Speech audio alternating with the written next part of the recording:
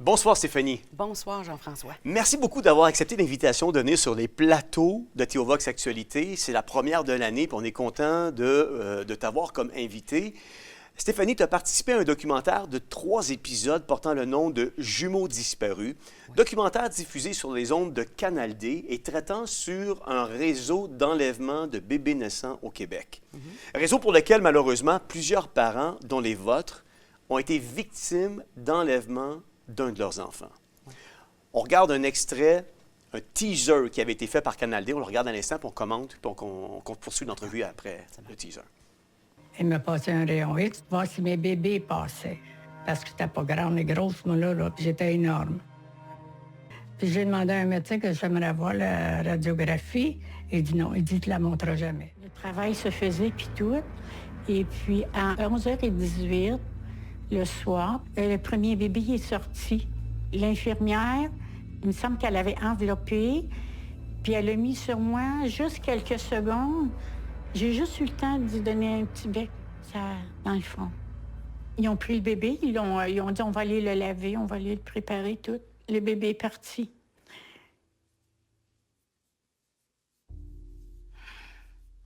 Dix minutes après, l'infirmière qui était à côté de moi est venue, elle s'est mise à pousser sur mon ventre, à brasser mon ventre parce que l'autre bébé, il était pas bien placé. Fait qu'il pour l'aider à sortir. Je me suis aperçu que je voyais juste un bébé tout habillé. Puis j'ai dit où est-ce qu'il est l'autre? Une autre infirmière a répondu bêtement. Il n'y en a pas d'autre. Il m'a endormi à 4h, 4h moins 5. Puis la petite est venue au monde à 4h17, 16h17. Elle, je l'ai vue, mais il n'aurait pas fallu que je parle. Parce qu'en parlant, je l'ai surpris. Lui pensait que je dormais bien dur. Je n'étais pas supposée de me réveiller. Fait que là, il a dit coulet. Est-ce que vous avez pu la prendre dans vos bras? Mais non. L'autre, il répondait qu'il voulait pas, puis l'autre, il disait oui. Non. Il a dit à l'anesthésiste, endors-la. Quand il m'a emmené voir mon bébé à la pouponnière. Soyons, ce qui est l'autre.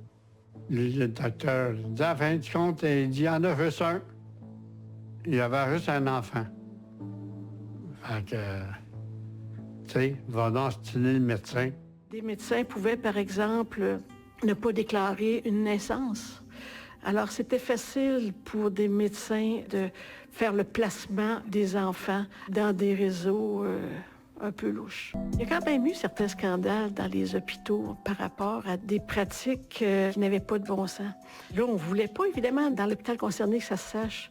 Alors, on a carrément acheté les médias pour ne pas que l'information soit divulguée. Dans mon cover de dossier de naissance, là, ça avait été collé un collant ici qui est rouge. Évidemment, c'est une photocopie en noir et blanc, mais ça a été, c'est rouge et noir. C'est un collant Caution qui est écrit « Consulter le dossier avant de traiter le patient ».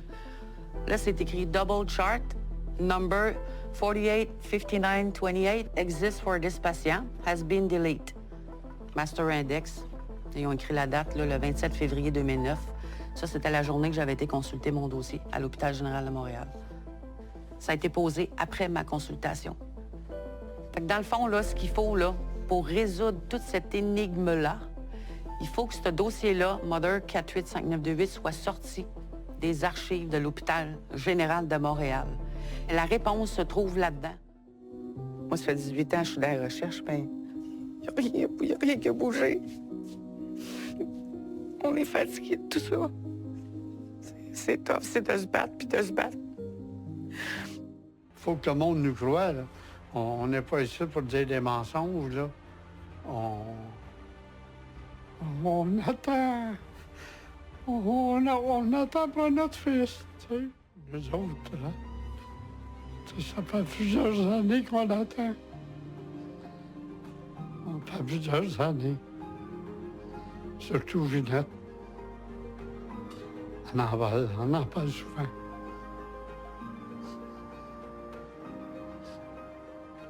On a toujours confiance. On a toujours confiance. Ouf! Oui, c'est quelque chose, hein? C'est quelque chose. Oui.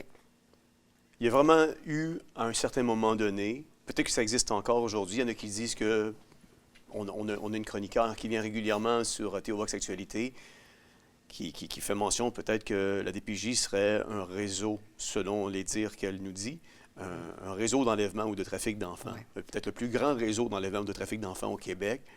Mais il y a des choses qui existaient au préalable, avant la DPJ, où il y avait un trafic de bébés naissants qui était assez important. Moi, j'ai écouté, puis merci de nous les avoir fournis, Stéphanie, j'ai écouté les 3 épisodes, et puis j'étais renversé de savoir qu'il y avait un réseau où on vendait là, à New York notamment, parce qu'il y avait vraiment quelque chose qui se passait là-bas, à coût de 10 000 des nouveau-nés là-bas. Là. La marchandise. Puis la marchandise. Puis aujourd'hui, le 10 000, c'était, dans les documentaires, on en fait mention, c'est comme si c'était l'équivalent de 80 000 aujourd'hui, là. Et c'est énorme, c'est énorme. Puis ça, il y a eu beaucoup de bébés naissants qui ont passé par là. Moi, j'aimerais vous entendre, Stéphanie. Pouvez-vous nous partager brièvement votre histoire jusqu'à l'âge de 12 ans? Oui, bien en fait, c'est sûr que quand j'étais petite, de mes souvenirs, même j'en parle dans le documentaire, j'ai toujours été beaucoup accrochée à ma mère, peur de la séparation, peur, tu sais, si on parle émotionnellement, là, tu sais. J'étais beaucoup. J'avais peur de la séparation, de la coupure et tout ça. Je voulais aussi, je me cherchais là-dedans, je voulais ressembler à quelqu'un, j'étais, je sais pas trop comment expliquer ça, là, mais je voulais ressembler à quelqu'un, à quelque part. Il y avait quelque chose qui me manquait aussi, beaucoup, un gros manque, un gros vide. À quelque part. Fait que c'est pour ça que, là, je saute vite, là, mais rendu à l'âge de 12 ans, quand ma mère elle m'a annoncé que il y avait une jumelle avec moi, ça a venu brasser quelque chose en dedans de moi. Qu'est-ce que ça a changé? Quand ma mère m'a dit Oui, ça? pour vous, quand vous apprenez la nouvelle que vous avez une jumelle, mais que vous ne l'avez jamais vue, jamais rencontrée, jamais... Qu'est-ce que ça a changé dans cette annonce de... Bien, sur le coup, ça a venu brasser quelque chose. J'ai dit, j'étais pas toute seule dans le ventre de ma mère. C'est venu, je sais pas comment l'expliquer, mais il y a quelque chose en dedans de moi qui me disait plus tard, d'aller chercher plus loin. Il y avait quelque chose, c'est venu brasser quoi? Ah oui, mais comme si c'était... je sais pas comment l'expliquer. Stéphanie, entre la nouvelle puis les démarches de procédure, il s'est passé combien de temps? Bien, à l'âge de 12 ans jusqu'à l'âge de 30 ans à peu près.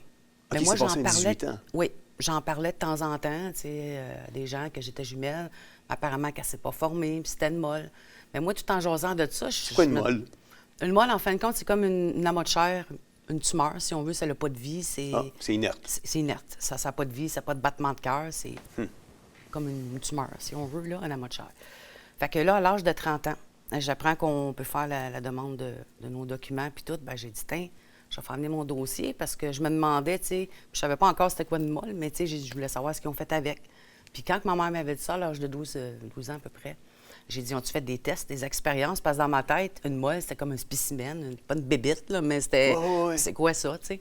Fait que j'ai dit, on va faire une demande de dossier, puis je vais avoir mon heure exacte de naissance aussi.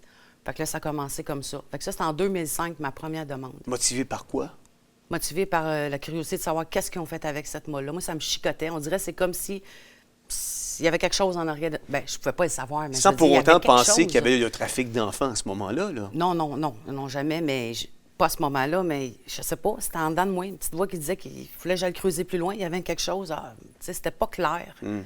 Fait qu'en tout cas, fait que là, j'ai commencé ma première demande de dossier en 2005. Wow. Puis c'est ça. Puis ça a parti comme ça. Ça a été quoi votre réaction, Stéphanie, quand vous avez découvert que votre mère avait accouché de 2 bébés en vie et en santé et qu'il n'y avait jamais eu de molle? Moi, j'étais toute énervée en dedans de moi. Là, j'étais toute...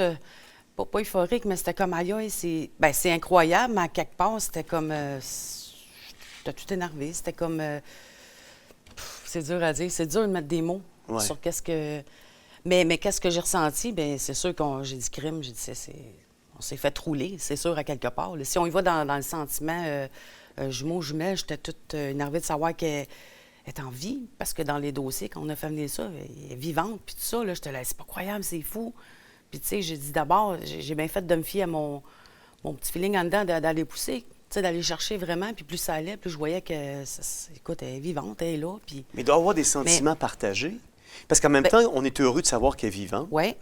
Mais on est malheureux d'apprendre qu'elle n'est pas à côté de nous puis qu'elle a peut-être été victime d'on ne sait pas trop quoi parce qu'on ne l'a pas à côté de nous. Non, c'est sûr et certain aussi, là.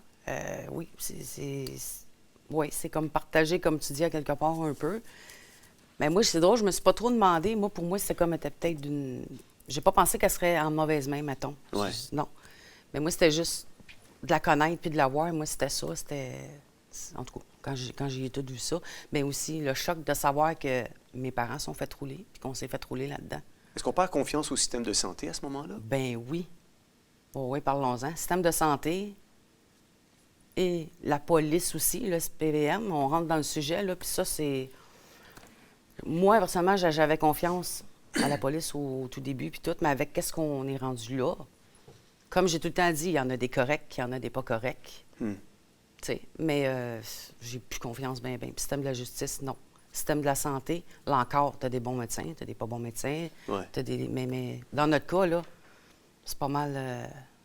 Non, il n'y a plus grand confiance là-dedans. Est-ce que vous savez, Oui. vous avez participé au documentaire, Oui. Ça fait 18 ans que vous travaillez à essayer de trouver votre jumelle. Mhm. Est-ce que vous savez combien d'enfants sont passés par ce réseau de trafic d'enfants?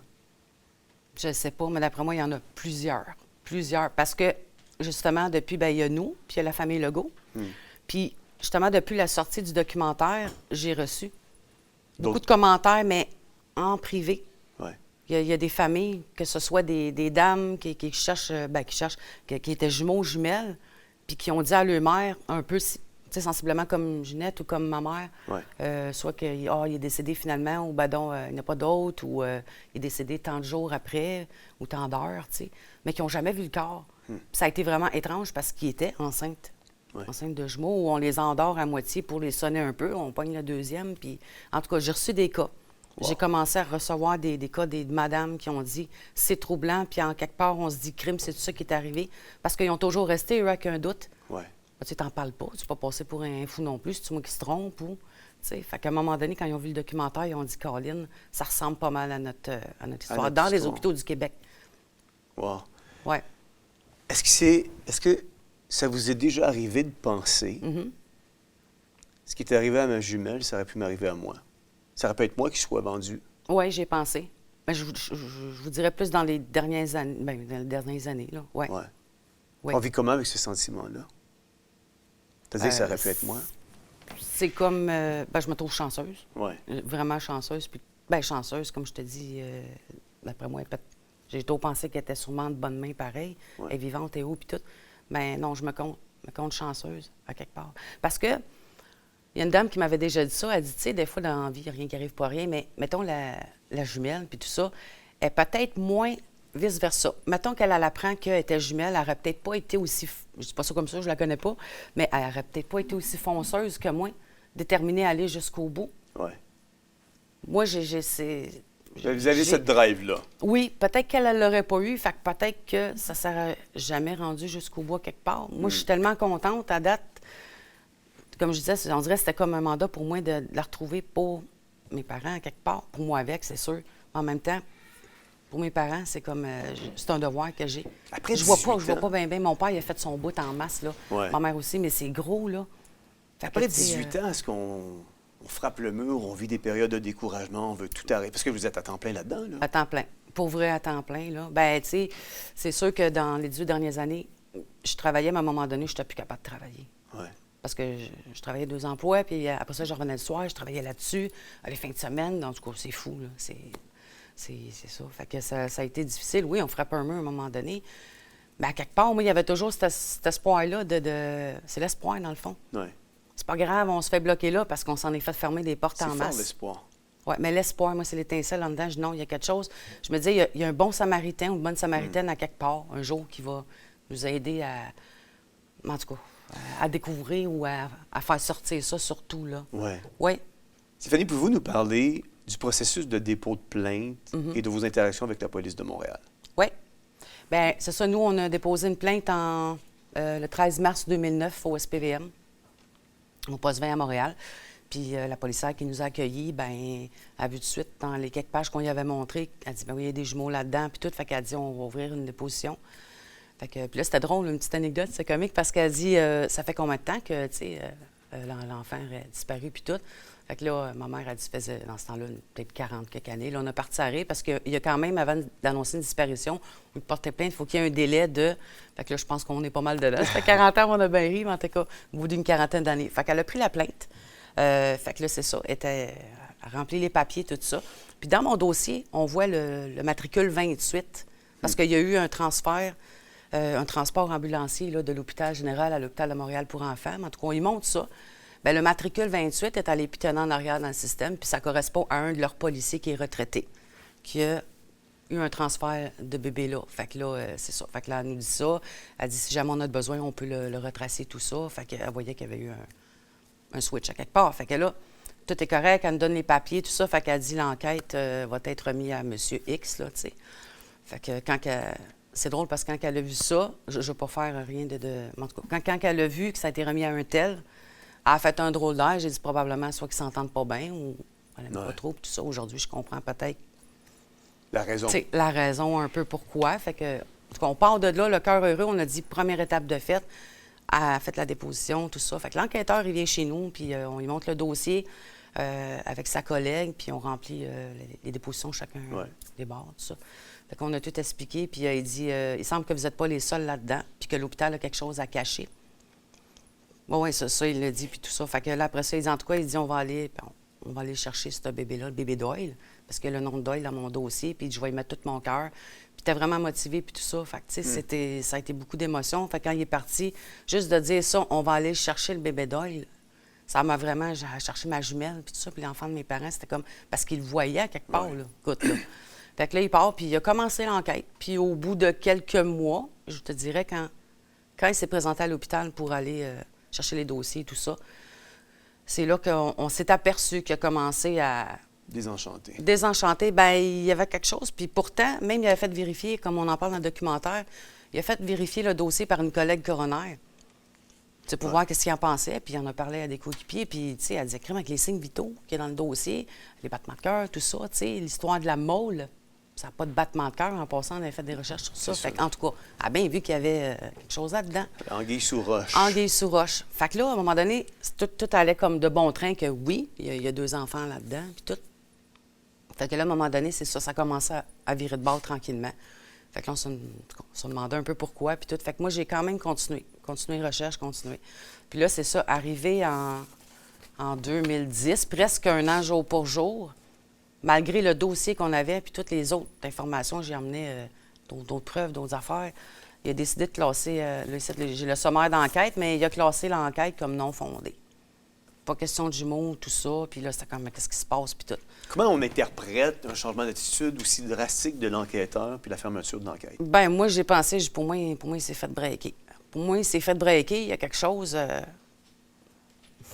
ne peux pas dire. Il y a quelque chose qui s'est passé là. Ça se peut. Écoute, quand c'est peut-être un dossier chaud, c'est peut-être... tu t'es mis de pas toucher à ça, je ne sais pas. Ouais.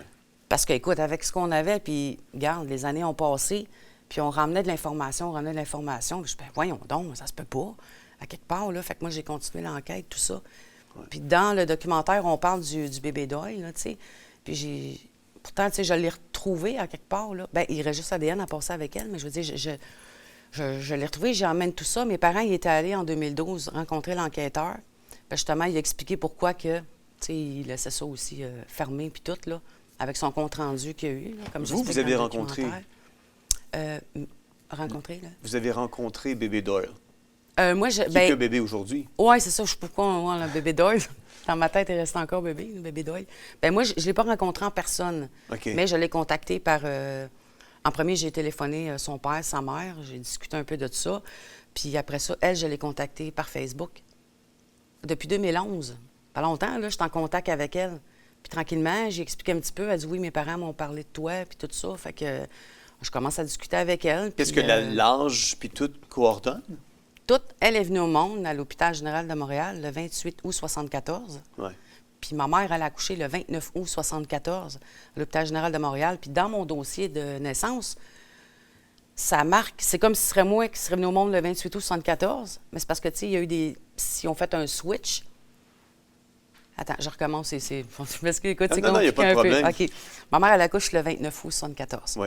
Elle accouche des 2. Puis ce qui est arrivé, c'est que sa maman, au bébé Doyle en ce moment, c'est ça, selon tout ça, elle aurait malheureusement perdu un petit bébé la veille, le 28 août 74. Donc là, elle a plus de petit bébé. Ma mère, elle rentre le lendemain, le 29 août. Elle accouche prend ce petit bébé-là, on l'envoie à l'hôpital de Montréal pour enfants parce que tout est dans le dossier. Puis il y a vraiment eu une ouverture sous le nom de ma mère pour un petit bébé-fille le 29 août à l'urgence. Puis ils l'ont ramené à cette madame-là. Fait que là, il a fallu qu'il change sa date de naissance à elle, la bébé Doyle. Elle n'est plus le 29, là. Il faut qu'elle s'en aille le 28 pour compenser le petit bébé qui est décédé le 28. Mais là, je rentre dans une Ben, technicalité. Je comprends, puis je suis sûr que les auditeurs nous suivent. Oui. Mais la maman, Oui. es-tu partie de l'hôpital sachant que Doyle, c'était son bébé qu'elle a accouché? Ou est partie de l'hôpital sachant que Doyle était un bébé substitut au bébé qu'elle a perdu à l'hôpital le jour précédent? Je sais pas si elle... Moi, je pense plus que c'est le monsieur. Monsieur, je sais pas, bien, je dis ça parce que je peux pas répondre à sa place, mais logiquement, elle devait être au courant quand elle est partie de l'hôpital elle s'est fait offrir probablement un bébé, tu sais. Puis logiquement, elle devait savoir que son bébé il était mort-né. Puisque dans les papiers, là, quand elle est rentrée à l'hôpital le 28 août, elle est enceinte. Elle en déclare un bébé mort-né, que c'est arrivé avant, tu sais. Puis là, elle a encore son bébé dans le ventre, là. Ouais. Puis là, elle accouche, puis genre 2 mois plus tard, elle s'en va faire baptiser sa popoune. Fait que là, elle n'a plus juste un mort-né, elle en déclare un deuxième. Elle l'a perdu là, le 28 août. Fait qu'elle sait qu'elle... Tu sais, il y a quelqu'un qui a fallu qu'il le déclare, c'est-tu juste son mari qui a déclaré ça sans qu'elle sache? Là, les détails de même, je ne sais pas. Mais c'est pour ça que dans mon dossier, c'est mélangé. On dirait que je suis au monde le 28, mais dans le fond, c'est le 29. Fait que quand ils ont fait le switch de papier, puis tout, il a fallu qu'ils fassent le switch. C'est compliqué. C'est d'un dossier tellement complexe, puis tout, d'expliquer ça. Oui, je comprends. Mais si on revient au papier, quels Oui. ont été les principaux obstacles que vous avez rencontrés dans votre quête de justice en termes de, par exemple, les obstacles bureaucratiques ou les obstacles dans le dossier médical? Ça, c'en est un, j'imagine, un obstacle Oui. notamment. Là. Oui, Y a-t-il d'autres obstacles que vous avez rencontrés? Bien, il y a beaucoup de choses. Entre autres, bien, c'est sûr que c'est les archives de l'hôpital général de Montréal, ça bloquait. Ouais. Ça bloquait, comme on a dit, je vois que les documents, là, au lieu d'envoyer le dossier complet, bien, ils envoyaient tant de pages. Puis, même à un moment donné, je reçois par la poste mon dossier de naissance, tout ça. Fait qu'il y avait un papier que c'était masqué dans le haut. On voyait, c'était écrit « baby », mais il y avait un genre de papier collant, si on veut. Là. Bon, fait que là, je me demandais pourquoi il avait caché cette information-là. Fait que quand je suis retournée consulter sur place le dossier, j'avais hâte de voir ce qu'il y avait en dessous de ce papier-là, mais la feuille était carrément... Mettons qu'elle était déchirée à la bonne place. Ça a été déchiré comme ça. J'ai demandé à l'archiviste, j'ai dit, où est-ce qu'il y a le bout de papier, où est-ce qu'il y a une information importante qui concerne mon dossier, bébé, tout ça, là. Fait qu'elle a dit, pensez-y pas, vous le retrouverez jamais à quelque part. Ça, c'est une des affaires. Puis aussi, notre avocate, à l'époque, elle avait fait une demande du dossier d'accouchement de ma mère. Puis la même archiviste, elle a répondu qu'il n'y a aucun dossier au nom de Lucille Chéniessé, ce qui est complètement faux. Moi, je l'avais déjà reçu. L'avocate l'avait déjà dans les mains, mais il fallait qu'elle fasse une demande officielle à quelque part. Fait que si l'avocate, elle s'arrête là, puis OK, il n'y a pas de dossier, mais tu sais, mettons, là, bien, moi, je considère ça grave de la part d'un archiviste qui reçoit une demande d'un homme de loi, tu y envoies le dossier. Ben oui. Écoute, c'est un avocat qui fait la demande de dossier, là. Surtout Puis quand avec il la loi sur répond l'accès à carrément... l'information, là. Pardon? Surtout avec la loi sur l'accès à l'information. Ben oui, c'est ça. Puis, tu sais, c'est... En tout cas, fait que finalement, elle a répondu ça. Mais on a eu plein de blocages. Puis, il y a encore un dossier, de toute façon, qui est en stand-by aussi, là. On attend qu'il sorte. Comment on interprète, Stéphanie, le silence des institutions qui sont impliquées dans votre dossier? Comment est-ce qu'on l'interprète ou comment est-ce qu'on le vit? En tout cas, comment est-ce qu'on l'interprète? Aussi, comment on le vit? Oui, c'est ça. Ben moi, je pense qu'il y a... Pourquoi que c'est étouffé de même? Parce que dans le documentaire, c'est écrit. C'est écrit, ils ont essayé de contacter le SPVM, l'hôpital. Donc, l'Hôpital général de Montréal et le SPVM ne veulent pas commenter le dossier. Moi, je me dis, crime, tu regardes ça, puis c'est quoi le SPVM a donné la bénédiction à l'hôpital, façon de parler, mais c'est quoi qui se passe là-dedans? C'est impossible avec tout ce qu'on a. Bien, il y a peut-être des personnes influentes, peut-être des noms qui... En tout cas, c'est gros. Moi, je pense que c'est gros. C'est sûr que c'est gros. Puis ils étouffent ça pour ne pas salir non plus la réputation de certaines L'hôpital de personnes. Montréal. L'hôpital, c'est ça, puis l'opinion publique. Puis, écoute, avec le dossier qu'on a, tout le monde dit, vous avez un dossier béton. Là, on compte ça rapidement, là, mais c'est fou. Ouais. Tout ce qu'on a. Puis en plus, il manque juste l'ADN avec Debbie. Ouais. Je ne suis pas supposée dire son nom, ça a sorti tout seul. En tout cas, tu sais, je suis posée, il manque juste l'ADN en plus. Fait que j'ai tout emmené ça. Tout. Puis même au superviseur d'enquête, j'ai fait un document de 80 pages, tout. Du début, j'ai tout expliqué, des screenshots. Je lance pas ça de même, là. Non. Tout est là, tout. C'est quoi qui se passe là-dedans, là? C'est la loi du silence, c'est l'omerta. On va juste regarder un Oui. dernier extrait vidéo, puis on revient pour commenter par la suite. Parfait, c'est bon. OK. Moi, je me mariais pour avoir des enfants. Ça, c'était clair. Je vais voir mon médecin de famille. Il me dit que j'étais enceinte de jumeaux. Quand il m'a emmené voir mon bébé à la pouponnière, voyons, ce qui est là. On voit que le médecin mentionne avoir entendu 2 cœurs fétales. C'est un peu étrange parce que par la suite, on n'en entend plus parler. C'est comme si cette notion-là avait jamais existé. Il y avait juste un enfant. Tu sais, je mettais ma confiance au médecin. Moi, là, Quand ça a eu le temps de sortir de l'hôpital, il manquait quelque chose. Là, je vais faire une demande de dossier. Puis là, il y a une feuille aussi qui c'était écrit « Twin Pregnancy ». On capotait. On a su qu'il y avait un marché illégal de vente d'enfants. C'était facile pour des médecins de faire le placement des enfants dans des réseaux un peu louches. 10 000 pour un enfant, c'était 80 000 aujourd'hui. on est venu à bout de se dire, ben, c'est un enlèvement. J'aimerais raconter pour le voir au moins une fois que c'est ma dernière chance. Ça se rend jusqu'à un certain niveau, puis finalement, tout arrête. Puis là, il y a une petite mise en garde. Là, vous sauriez mieux arrêter vos démarches. Vous le trouverez jamais, c'est trop gros. Ça confirme qu'il y a quelque chose qui ne marche pas quelque part. Et dans un hôpital comme ça, aussi dysfonctionnel, tout est possible.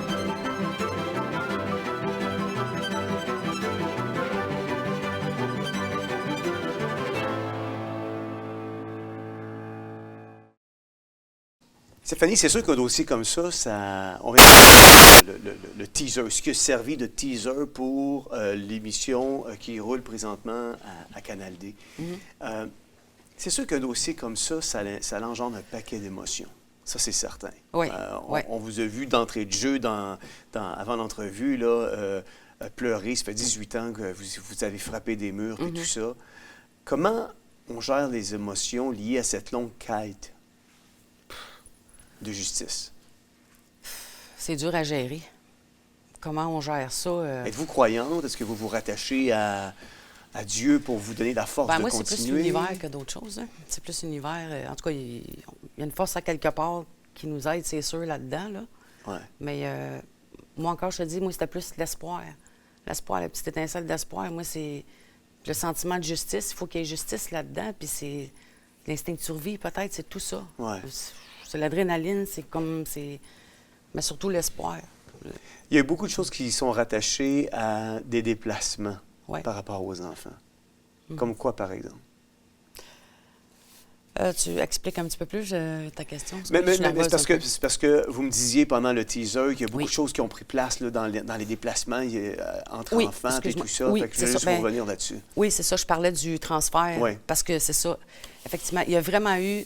Je vais mettre l'accent là-dessus, là, parce que, comme je disais, ma mère, il y a eu un consentement de l'Hôpital de Montréal pour enfants qui a été signé.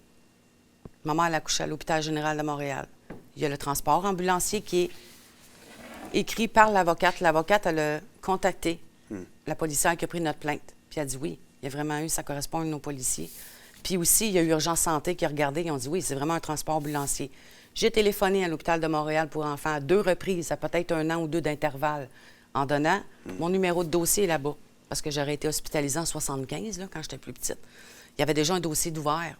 Puis les 2 dames m'ont confirmé que le dossier a été ouvert, il a été créé le 29 août. Ma mère a dit, c'est pas toi, t'es avec moi. Fait que c'est l'autre bébé. Ils ont emmené la petite à l'Hôpital de Montréal pour enfants.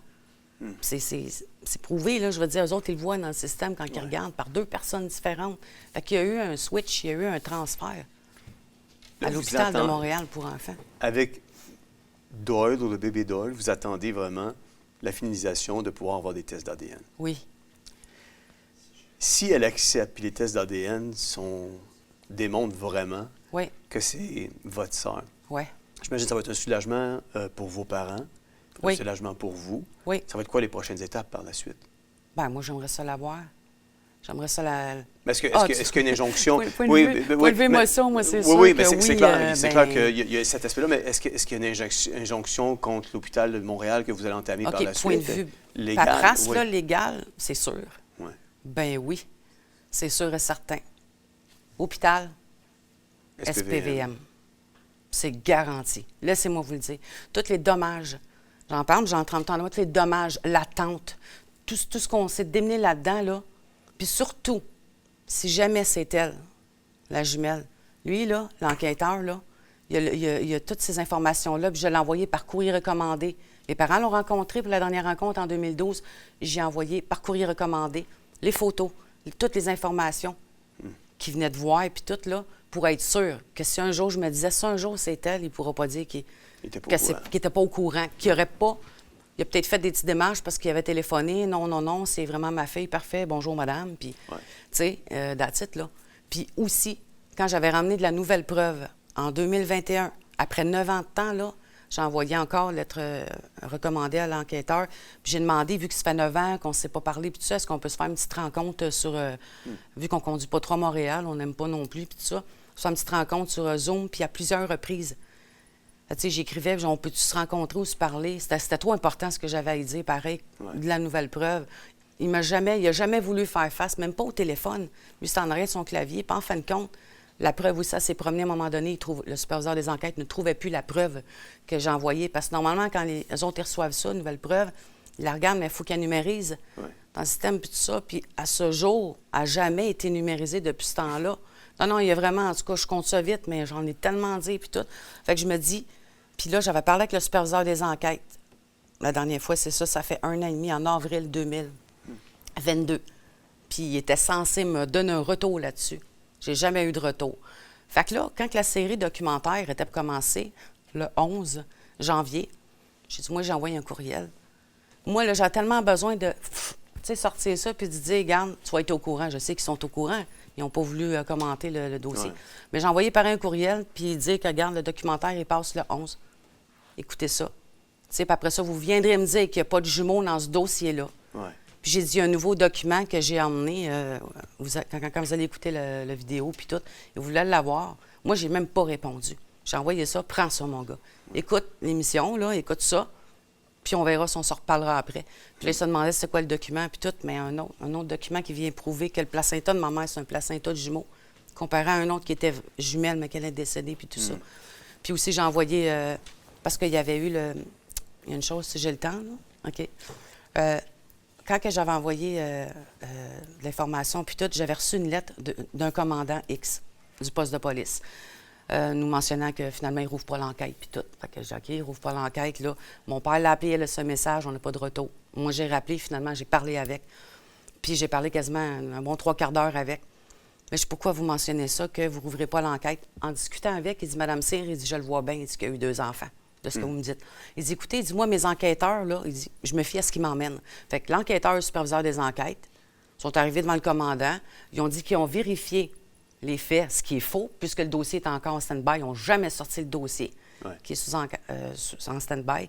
Et ils n'ont jamais sorti les notes du transfert, d'ailleurs. Puis ce dossier-là, en passant, il est disparu des archives de McGill. En 2011, il a été sorti par l'accès à l'information. Il n'est jamais revenu d'un boîte de carton.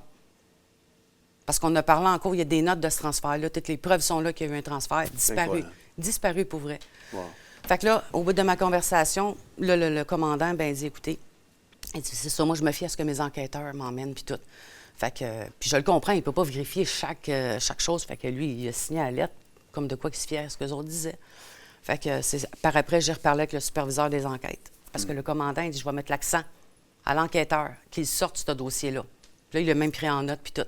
Fait qu'une semaine après, le commandant, malheureusement, il a été transféré de département parce qu'il était correct. Puis ça, je te dis, en ai correct. Parce qu'il a pris le temps de m'écouter, puis j'ai pas senti qu'il y avait de jugement ou de quoi que ce soit. Puis il m'a dit, vous pensez toujours bien pas, Madame C, que l'enquêteur ait comme botché l'enquête? Malheureusement, oui. Il y a de quoi qui s'est passé là, parce que, tu sais... Fait que c'est ça. Fait que le superviseur d'enquête a embarqué là-dedans. Il m'avait appelé un soir. Ils ont dit, on va le sortir, ce dossier-là, tout le kit. Puis finalement, c'était plus ça pantoute au bout de... peut-être une semaine, là, on s'est reparlé, puis ça a été une discussion enflammée. Vraiment. Wow. Vraiment. Bon, en tout cas, tu sais, c'est pas évident. Fait que c'est ça, j'étais supposée de recevoir. Je comprends que ça fait, il dit, ça fait longtemps, puis il faut prouver des choses, mais merde, je t'ai tout emmené le dossier. Tout est là. Regarde, dans le documentaire, là, quand ils font un documentaire, là, c'est sûr qu'ils lanceront pas seulement. Il y a eu des vérifications. C'est sûr. Hein? On Que, le voit, à c'est quelque tellement part, bien fait. Puis où est-ce que les gens peuvent le regarder, ce documentaire-là? Parce que moi, je les encourage Oui. les gens à le regarder parce que c'est Oui. extrêmement bien fait. Puis vous allez Oui, vraiment, c'est un très bon documentaire qu'ils ont C'est fait très, très en bon. C'est passant. 3 C'est épisodes, bon. puis c'est C'est très, bon. très bon. Oui, c'est ça. Ben, il l'a sur Crave. Oui. Disponible sur Crave. Les gens peuvent l'écouter en rafale. Oui. Sinon, ben, c'est ça, il y a sur Canal D. Ceux qui ont Canal D illico, ils peuvent aller les écouter. Là, sont là. La finale, c'est demain. C'est demain la finale à 21h à Canal D. Moi, ce que je peux vous dire, Stéphanie, c'est Ouais. un dossier, c'est sûr qu'on va se reparler parce qu'on veut suivre l'évolution de ce dossier-là ça serait bien, avec vous, ça c'est certain. Ce que je peux vous dire, c'est, vous avez parlé d'univers, moi je crois au Dieu qui a créé l'univers. OK. Et c'est lui que je prie, puis je vais vous mettre dans ma liste de prières parce que je crois que c'est un dossier important. Oui, Il y a ça eu des concerne des vies injustices, humaines, c'est ça. ça concerne des vies humaines, et je pense que ça serait la cerise sur le Sunday, après avoir mis autant d'efforts, 18 ans de temps à retrouver votre sœur, Ouais. que vous puissiez sceller Oui, c'est ça. ce dossier-là, Oui. vous, vos parents, Oui. pour fermer la boucle sur un dossier, puis être capable Oui. de vivre ces retrouvailles-là. C'est clair que je vais prier pour vous. Oui. Mettez la famille Legault dedans aussi. Hein. C'est clair. Oui. T'aurais-tu juste 2 minutes? Oui, en OK. 30 secondes. Oh boy, 30 secondes. OK, je vais faire ça vite. Parce que, comme je disais, là, j'aimerais juste mentionner juste 3-4 dates. Parce que j'ai reçu des courriels, OK, comme je dis, des familles qui commencent à se réaliser puis tout ça, qui sont probablement faites flouer, tout ça. Ouais. Fait que j'ai dit, peut-être, si je mentionne peut-être une date, ils m'ont autorisé, on dit c'est correct, sans OK. nommer de nom à rien, là. Évidemment, il y a ma mère le 29 août 74, Ginette Legault, dans le documentaire, parce elle, c'est le 29 juin 1968 à l'hôpital Charlemagne de Greenfield Park. C'est un garçon. Oui. OK?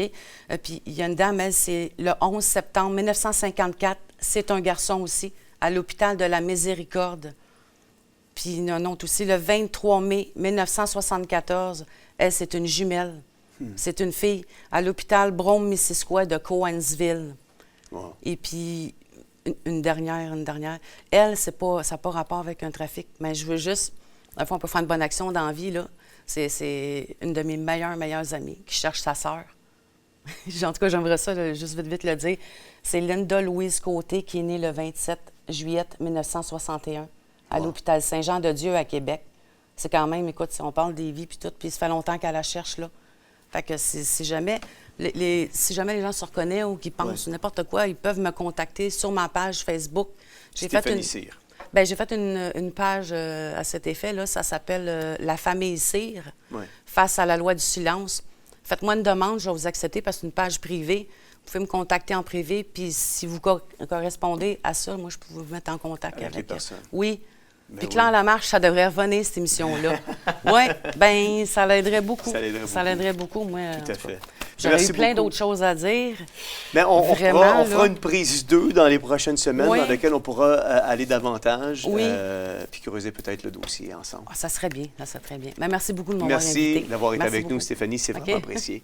Vous voyez, c'est des dossiers qui sont extrêmement importants. Quand j'ai écouté les documentaires, ça m'a vraiment tout de suite interpellé. Puis je me suis dit, merci à Denise Coderre, qui est une fidèle auditrice, qui nous a mis en contact, Stéphanie et moi. Et on ne peut pas penser que ça... Des fois, on pense que ça se fait ailleurs, mais ça ne se fait pas chez nous. Puis quand on réalise que ça se fait chez nous aussi, qu'il y a eu un trafic de bébés naissants, puis qu'aujourd'hui, on entend toutes sortes d'horreurs qui concernent même la DPJ, on se dit, bout d'étole, il faut qu'on fasse quelque chose. Il faut qu'on fasse quelque chose.